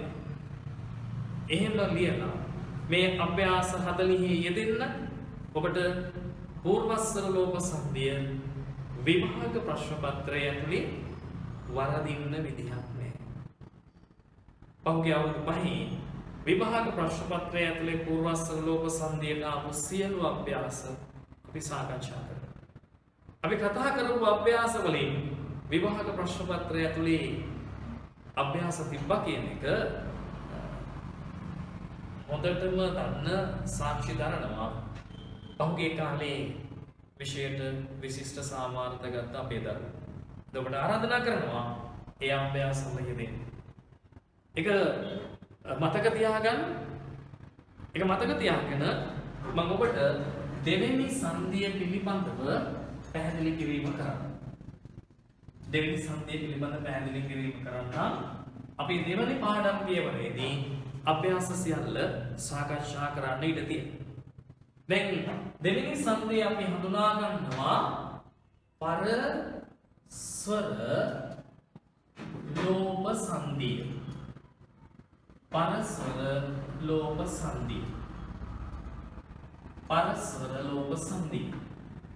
දැන් පරස්වර ලෝප සංධිය සිත දෙකතුවරයා දක්වන්නේ කොහොමද? පරසර ලෝප සංධ. පරසර ලෝප සංධ. සිත දෙකතුවරයා කියනවා පරසර ලෝප සංධ. පර පසු සර ස්වර ලෝප ලෝපේම සංධ සංධි. පරස්වරේ නැත්තම් පරස්වරේ කියන එක දරුවෝ දැන් දන්නවා. මොකද පුතේ පරස්වරේ කියන්නේ පසුපදයේ මුල ඇති ස්වරය. පරස්වරේ කියන්නේ පසුපදයේ මුල ඇති ස්වරය. අන්නේ පසුපදයේ මුලින් තියෙන ස්වරය ලොක් කරලා සංධි පදයක් නිර්මාණය වෙනවා නම් අපි කියනවා ඒ සංධිය මොන සංධිය කියලාද? පරස්වර ලෝප සංධිය කියනවා. පරස්වර ලෝප සංධිය කියනවා. දැන් බලන්න. පසුපදයේ මුල ඇති ස්වරය නැත්තම් පරස්වරය ලොක් කරලා සංධි කරපුවම පස්සේ අපි කියනවා ඒ සංධිය පරස්වර ලෝප සංධිය කියලා. උදාහරණයකින් පැහැදිලි කරමු. උදාහරණයකින් පැහැදිලි කරන ධර්මයට තමයි සංධි තේරෙන්නේ. සංධි නෙමෙයි ඕනෑම භාෂාවේ තිබෙන සාහිත්‍ය ව්‍යාකරණ ඕන දෙයක් තියෙනවා. සංධි වගේ දෙයක අවබෝධය පූර්ණ වශයෙන් ලැබෙන්නේ ඒ දැනුම ඔබට විභාග ප්‍රශ්න පත්‍රයේ පුතේ උත්තර ලියන්න ගියාන් පස්සේ පහසුවෙන් උත්තර ලියා ගන්න අවශ්‍ය කරන දැනුම ඔබට සම්ප්‍රේෂණය වෙන්නේ මේ වගේ පාඩම් මේකකදී ව්‍යාකරණ අපිට කටපාඩම් කරන්න බෑ. කවියක් පාඩම් කරනවා වගේ මොනවා කරත් නිරන්තර සතත අභ්‍යාසය නිතර සංධි පද පිළිබඳ අභ්‍යාසයේ දෙන්න. පහුගිය කාලවල අපේ විභාගයට ගිය දරුවෝ අපේ නිබන්ධනයේ තුල තියෙන සංධි අභ්‍යාස 556ම අභ්‍යාස පිළිවෙලින් විසඳමින් සංධි අධ්‍යයනය කරලා ඉගෙන ගත්තා කියන එක අපි මේ වෙලාවේ ආඩම්බරයෙන් කියන්නේ. ඒකට හොඳම සාක්ෂිකාරයෝ අපෙන් ඉගෙන ගත්ත දරුවෝ. ඒ අභ්‍යාසයේ යෙදීම තුළ තමයි උන්ගේ ජයග්‍රහණය උන්ට ලැබුණේ. අපි උදාහරණයකට ගියොත් මම ලියනවා සංදි පදය සුරගන කියලා. සංදි පදය ලියනවා සුරගන කියලා. සුරගන සුර කියන්නේ දෙවි. දෙවියන්ගේ සුර සුරගන. උච්චාරණයේදී ඔබට වෙන් වෙනවා සුරගන. විසන්දියේ නම් සුර අගන. සුරාංගන දිව්‍යාංගනාව සුරාංගන. දැන් බලන්න මේ තියෙන විසන්දිය ලැබුණාට පස්සේ මේ විසන්දිය ලැබුණාට පස්සේ මොකද්ද මේ විසන්දියේ පරස්වරය? මේ තියෙන පසුපදයේ මුල ඇති ස්වරය. පසුපදයේ මුල ඇති ස්වරය තමයි පරස්වරය කියලා හඳුන්වන්නේ. මේ තියෙන්නේ දැන් පූර්ව ස්වරය කිව්වේ මේ මෙතන තියෙන ස්වරය. ඒ කියන්නේ මුල් පදයේ අග තියෙන ස්වරය. මෙතන තියෙන ව්‍යංජනය මේකෙන් ස්වරය වෙන් කරා නම් මෙතන පූර්ව ස්වරය හම්බ වෙනවා. මෙතන ව්‍යංජනයක් තිබ්බොත් ඒකෙන් ස්වරය වෙන් කරලා පල ස්වරය ගන්න බෑ. ඇයි? ස්වරය එහා පැත්තට යනවා. ඒතර මෙතන මුල ඉන්නේ ව්‍යංජනය. දැන් බලන්න ඔබ හඳුනාගත්තා පරස්වරය කියන්නේ වෙන්න මේක මේ පසුපදයේ මේ මුලින් පිළිදලා තියෙන ස්වරය. මේ ස්වරය. පැහැදිලි. දැන් සංදිය පුතේ පරස්වර ලෝක සංදිය. පරස්වර ලෝක සංදිය. මොකද කරන්නේ? පරස්වරය ලොක් කරලා බලනවා. ඒ කියන්නේ පරස්වරය ඉවත් කරලා අයින් කරලා කපලා දාලා බලනවා හැදෙනවද අර්ථවත් පදයක් කියලා. ඊටාම සරල සංදිය. ඔබට තේරෙන්නේ නැති පූර්වස්වර ලෝක සංදියටත් වැඩිය පරස්වර ලෝක සංදිය ලේසි වගේ එකක්. ඒක හරියට පහසුයි. එහෙනම් මම දරුවන්ට යෝජනා කරනවා විසන්ධි පදයක් දුන්නම පස්සේ සංධි කරන්න කියලා. ඒක ඔබ අභ්‍යාසයේ යෙදෙන මුල් කාලෙදී මේක පූර්ව ස්වර ලෝක සංධියටද අයිති වෙන්නේ කියලා. අර සංධිවල පිළිවෙලට බලාගෙන යද්දී මේක අයිති වෙන්නේ පූර්ව ස්වර ලෝක සංධියටද කියලා බලන්න කලින් පුතේ පරස්වර ලෝක සංධියටද අයිති වෙන්නේ කියලා ඉස්සෙල්ලා බලන්න. පරස්වර ලෝක සංධියටද අයිති වෙන්නේ කියලා ඉස්සෙල්ලා බලන්න. මේ එහෙම නැත්තම් අර්ථවත් පදයක් හැදෙන්නේ නැත්තම් විතරක් පූර්ව ස්වර ලෝක සංධියටද අයිති වෙන්නේ කියලා දෙවෙනි පියවරේදී බලන්න. ඒක ඔබට වඩා පහසුයි. ඔන්න අපි පරස්වරය ලොක් කරා. දැන් පරස්වරය ඉවත් කරපුවාම පස්සේ මේ අගනගේ අයන්න කැපුවා. දැන් අයන්න ලියනවද? නෑ අයන්න කැපුවානේ. මෙතන තියෙනවා කරන. දැන් මේ පද දෙක හිඩසක් නැති වෙන්න එකතු කරලා ලියන බලන්න අර්ථවත් පදයක් සංධි පදයක් හැදෙනවද කියලා. හැදෙනවද? ඔව් හැදෙනවා. මේ දෙක එකතු කරපුවාම පස්සේ මෙතන ලිය වෙනවා සංධි පදය සුරංගන කියලා.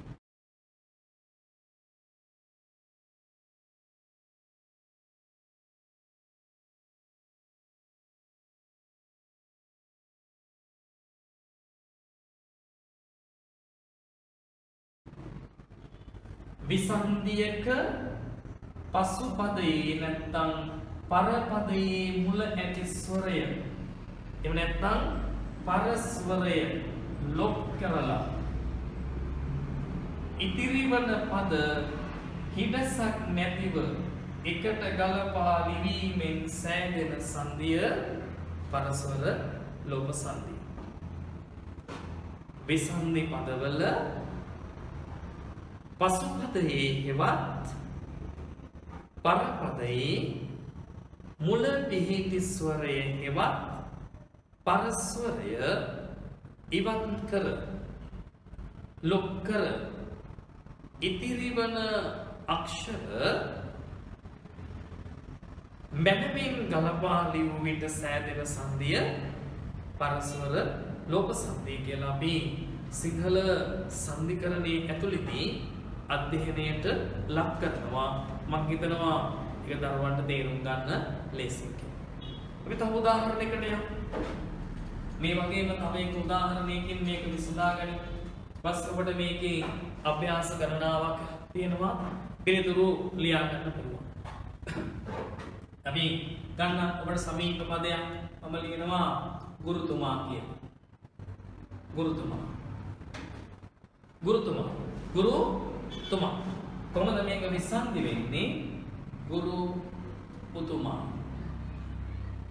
ගුරුතුමා. ගුරුතුමා කියන එක හැදෙන්නේ උතුම් වූ ගුරුවරයා කියන අදහස ඇතුළේ. නේ? දැන් මේ වෙලාවට මතක් කරලා දෙන්නම්. දැන් අපි කතා කරනවා ගුරුවරයා, ගුරුතුමා, ගුරු මඩුල්ල. මෙහෙම කතා කරන ගුරු මණ්ඩලය. එහෙමනේ. ගුරු කියන එකේ අර්ථය මොකක්ද පුතේ? මම නිකන් මතක් කරා. මොකද ඉගෙන ගන්න ගුරුවරුන්ගෙන්නේ. ඔබට වඩා සමීප මේ දවස්වල ගුරුවරුනේ. දවසක ගුරුවරු කී දෙනෙක් ගෙන්නයි ඉගෙන ගන්නවා. ගුරු කියන පදේ තේරුම මොකක්ද පුතේ? ගුරු කියන අකුරු දෙකේ අර්ථය හැදිලා තියෙන්නේ මොකක්ද? දැනගෙන ඉන්න ඕනේ මේ අම්මා කියන අකුරු තුනේ අර්ථය.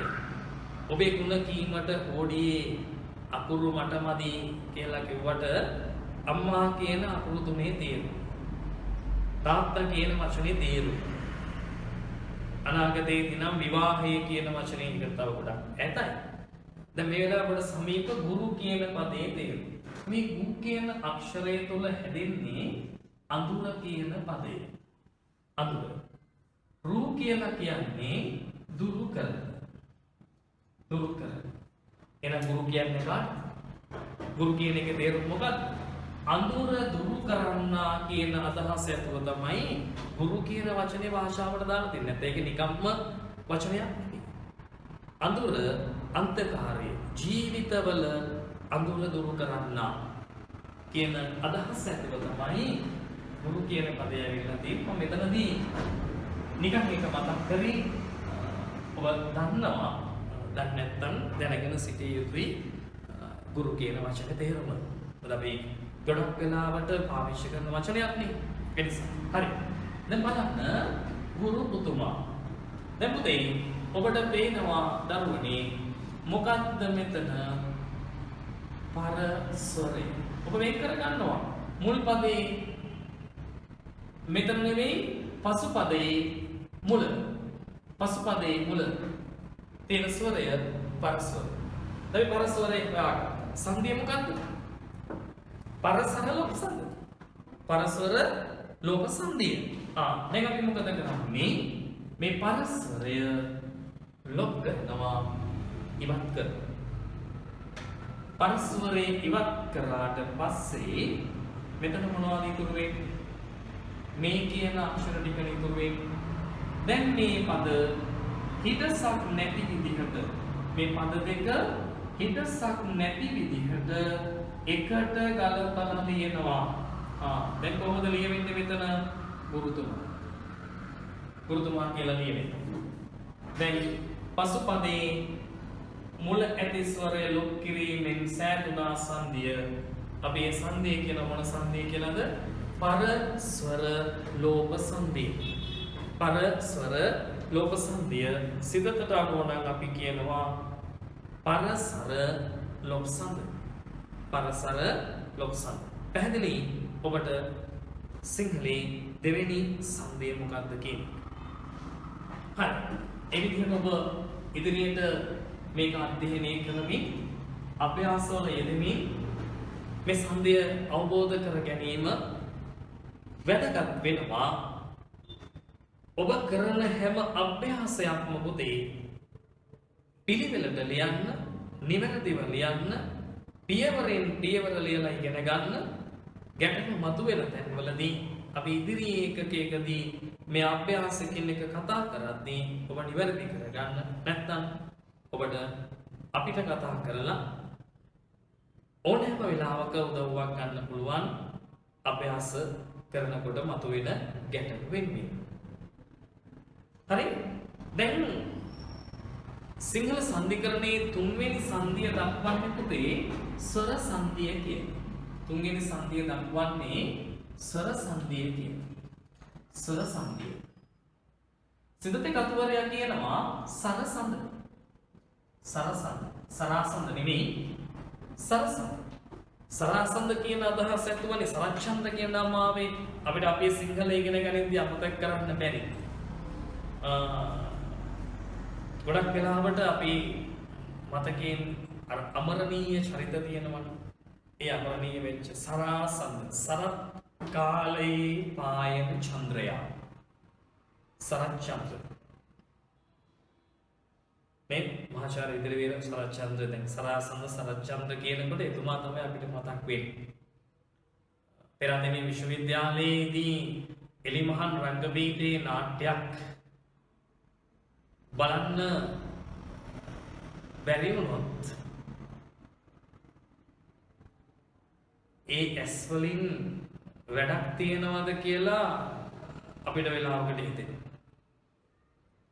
මහාචාර්ය ඉදිරිවීර සරච්චන්ද්‍ර කියන අති විශිෂ්ට මහාචාර්යතුමා ඒ විශිෂ්ට නාට්‍ය නිර්මාපකයා විසින් ගොඩනගපු නාට්‍යයේ හදපු ඒ කලාව නිසා අද වෙනකොට එතුමාගේ නමින් නම් කරලා තියෙන මහාචාර්ය ඉදිරිවීර සරච්චන්ද්‍ර එලිමහන් රංගපීඨ විශ්වවිද්‍යාලයේ වල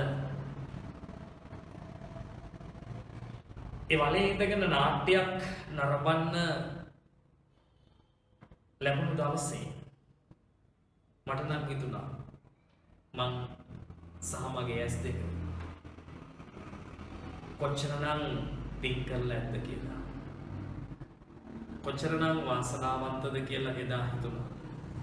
මදන්වන්ත මේ වෙලාවේ මතක් වෙච්චින්ද මතක් කරන්නේ පොදේ ඒ වාසනාව ඇස් දෙකෙන් විඳ ගන්න ඔබ අනාගතයේදී වාසනාවන්ත විය යුතුමයි. ඒක විශ්වවිද්‍යාලවලට යන දරුවන්ගේ එක හීනයක්. ඔබ ඒ හීනය සැබෑ කරගන්න මහන්සි වෙන්න. මම ඒ හීනෙට තවමත් ආදරෙයි.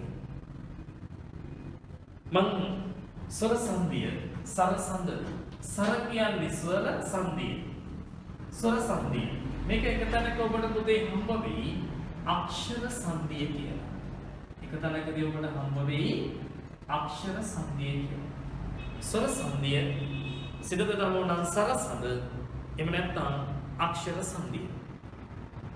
අක්ෂර සංධිය බලමු මේ ස්වර සංධිය නැත්නම් අක්ෂර සංධියේදී මොකද වෙන්නේ කියන්නේ. අක්ෂර සංධිය කියලා කිව්වනේ දැන් මතක ඇති අර සංධි විධික්‍රම හතරක් ගැන මම කතා කරද්දී එක තැනකදී කිව්වා මේ අක්ෂර කියලා විධික්‍රමයක් ගැන. අක්ෂර කියලා විධික්‍රමයක් ගැන මම කිව්වා අර ලොක් කරන්නේත් නැත්නම් ආදේශ කරන්නේත් නැත්නම් ආගමනීය කරන්නේත් නැත්නම් සරලවම මුලදිම බලන්න පුළුවන් විදිහ තමයි අක්ෂර කියන විධික්‍රමය. විසන්ධියක් ලැබුණාම පස්සේ විසන්ධියේ තියෙන පද දෙක එකට එකතු කරලා එතන සංධි පදයක් හදන්න පුළුවන්ද කියලා බලන්න. එකට එකතු කරලා එතන සංධි පදයක් හදන්න පුළුවන්ද කියලා බලන්න. එහෙම හැදෙනවා නම් හරි ලේසියි. සරලම තැන මුලින්ම අධ්‍යයනය කරන්න ඕන විසන්ධියකදී මෙතනද කියලා. අර පරස්වරය ලෝප සංධියට පූර්වස්වර ලෝප සංධියට යන්න කලින් ස්වර සංධියද කියලා ඉස්සෙල්ලා බලනවා නම් හොඳයි. දැන් උදාහරණයකින් මම ඔබට පෙන්නන්නම්. මම ලියනවා පුතේ සංධි පදයක් සහ සැස් කියන. සහ සැස්. අන්තිමට කියනවා S. එතන මොන Sද? සහස් S. මොන Sද? සහස් S. සහස් S. බලන්න සහස් කියන්නේ දහසක් S. දහසක් S ඇත්තා වූ සහස් S කියන්නේ කාටද කියලා අපි දන්න. සහස් S කියන්නේ සක්‍ර දෙවියන්. සක්‍ර දෙවියන්. දැන් බලන්න සහස් S දහසක් S ඇති කියන අදහස තමයි තියෙන්නේ. බලන්න පුතේ මේ විසන්ධිය දරුවනේ ඔබ දැකපු ගමන් මේ ලස්සන S වලට පේනවා. මෙතන තියෙනවා හල් ලකුරක්, මෙතන තියෙනවා ස්වරයක්. ඔබට පේනවා මෙතන තියෙන పూర్ව රූපය හල් ලකුරක්. නැත්නම් මම ඉස්සලා කිව්වා මොන ව්‍යංජනයක්ද? කේවල ව්‍යංජනය. పూర్ව රූපය කේවල ව්‍යංජනය. පර රූපය ස්වරයක්. පර රූපය ස්වරයක්. දැන් පුතේ මෙතන කේවල ව්‍යංජනයක් ආවම පස්සේ මෙයාගේ ඇතුලේ ආයේ ස්වර නැහැ. මෙතන තියෙන්නේ ස්වරයක්. එයාගේ ඇතුලේ ව්‍යංජනයක් නැහැ. දැන් බලන්න දරුවෝ මේ වගේ තැනකදී මේ පද දෙක ලං කරා නම් මෙතන හල්ලකුරක් මෙතන ස්වරයක්. ඒ විදිහට වචනයක අපි ලියන්නේ නැහැ. වචනයක මැද හල්ලකුරු ස්වර එක ළඟ ලියන්නේ. හල්ලකුරු වචනයක මැද තියෙන්න පුළුවන්. වචනයක මැද ස්වරයක් ලියන්නේ. මේ වගේ පද දෙකක් ආවම සන්ධිකරණේ පළවෙනි පාඩම මේ. සන්ධිකරණේ පළවෙනි අභ්‍යාසය මේ. මේක සන්ධි නෙවෙයි, මේක සාමාන්‍ය සිංහල ලියන විදිහ. සාමාන්‍ය සිංහල ලියන විදිහ. බලන්න පුතේ මේ වගේ හල් අකුරක් పూర్ව රූපය තනි හල් අකුරක් විදිහට කේවල ව්‍යංජනයක් විදිහට තිබිලා කේවල ව්‍යංජනයක් විදිහට තිබිලා පරරූපය ස්වරයක් විදිහට තිබුණොත් పూర్ව රූපයේ කේවල ව්‍යංජනයක් විදිහට තිබිලා පරරූපය ස්වරයක් විදිහට තිබුණොත් බලන්න මේ දෙන්නා එකට සම්බන්ධ කරන්න එකට ගලපන්න පුළුවන්. එහෙම ගලපලා බලන්න අර්ථවත් පදයක් හැදෙනවද කියලා. සංධි පදේ හැදෙනවද කියලා. හල් සයන්නට ඈ එකතු වුණාම ඈ શબ્දේ හැදෙනව කොහොමද? අක්ෂරය කොට නැගෙනවා සෑ. බලන්න දැන් මෙතන හැදෙන්නේ කොහොමද? මේ දෙන්න එකතු වෙලා සෑ හැදුනා. සංධි පදේ හැදෙනව මොකක්ද? සහ සැස්. සහ සැස්. මෙයයි දෙන්නනේ සම්බන්ධ වුණේ. పూర్ව රූපේ හල්ලකුරක් පර රූපේ ස්වරයක් දෙන්න ගැලපුවම සංධි පදේ හැදෙනවා නම් මේ විදිහට අපි කියනවා මේක මොන සංධිය කියලා? ස්වර සංධිය හෙවත් අක්ෂර සංධිය කියලා. ස්වර සංධිය හෙවත් අක්ෂර සංධිය කියලා කියනවා. සිතට අනුව නම් අපි කියනවා මුදේ මොන සංධිය කියලාද? ස්වර සංධිය කියන එක සිතේ සරසඳ. සරසඳ.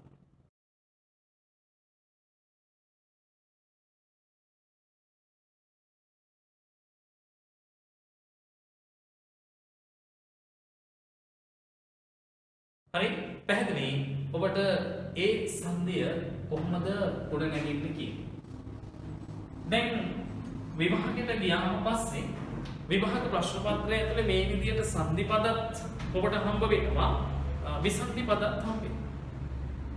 දැන් හිතමු ඔබට විභාග ප්‍රශ්න පත්‍රය ඇතුලේ විසන්ධියක් දුන්නා මේ විදිහට.